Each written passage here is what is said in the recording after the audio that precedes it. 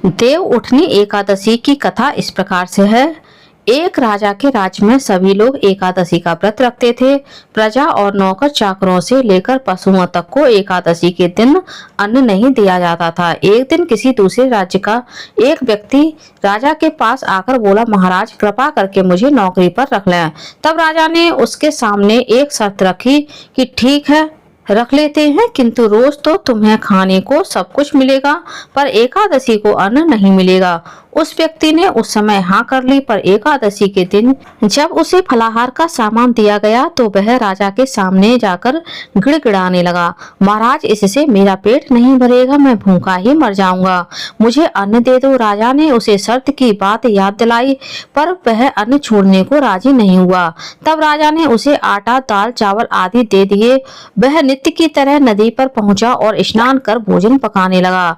जब भोजन बन गया तो वह भगवान को बुलाने लगा, आओ भगवान, भोजन तैयार है। उसके बुलाने पर पीताम्बर धारण किए हुए भगवान चतुर्भुज रूप में आ पहुंचे तथा प्रेम से उसके साथ भोजन करने लगे। भोजन आदि करके भगवान अंतर्ध्यान हो गए तथा वह अपने काम पर चला गया। 15 दिन बाद अगली एकादशी को वह राजा से कहने लगा कि महाराज मुझे दोगुना सामान दे दीजिए, उस दिन तो मैं भूखा ही रह गया। राजा ने कारण पूछा तो उसने बताया कि हमारे साथ भगवान भी खाते हैं, इसलिए हम दोनों के लिए ये सामान पूरा नहीं होता है। यह सुनकर राजा को बड़ा आश्चर्य हुआ। वह बोला, मैं नहीं मान सकता कि भगवान तुम्हारे साथ खाते हैं। मैं तो इतना व्रत रखता हूँ, पूजा करता हूँ, पर भगवान ने मुझे कभी दर्शन नहीं दिए। राजा की बात सुनकर वह बोला, महाराज यदि विश्वास ना हो तो साथ चलकर देख लें। राजा एक पेड़ के पीछे छिपकर बैठ गया। उस व्यक्ति ने भोजन बनाया तथा भगवान को शाम तक पुकारता रहा, परंतु भगवान ना आए। अंत में उसने कहा कि हे भगवान, यदि आप नहीं आए तो मैं नदी में कूदकर प्राण त्याग दूंगा। लेकिन भगवान नहीं आए।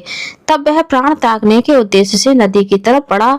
प्राण त्यागने का उसका दृढ़ इरादा जान शीघ्र ही भगवान ने प्रकट होकर उसे रोक लिया और साथ बैठकर भोजन करने लगे। खा पी कर वे उसे अपने विमान में बिठाकर अपने धाम ले गए। यह देखकर राजा ने सोचा कि व्रत उपवास से तब तक कोई फायदा नहीं होता है जब तक मन शुद्ध ना हो। इससे राजा को ज्ञान मिला।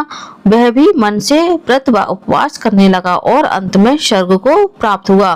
बोलिए विष्णु भगवान की जय। फ्रेंड्स, आप लोगों को मेरा ये वीडियो कैसा लगा कमेंट्स करके जरूर बताइएगा। और यदि आप मेरे चैनल सरल पूजा पर पहली बार आए हैं तो प्लीज चैनल को सब्सक्राइब कर लीजिए। वीडियो को ज्यादा से ज्यादा लाइक कीजिए, शेयर कीजिए, साथ ही बेल आइकन को प्रेस कर दीजिए। धन्यवाद फ्रेंड्स।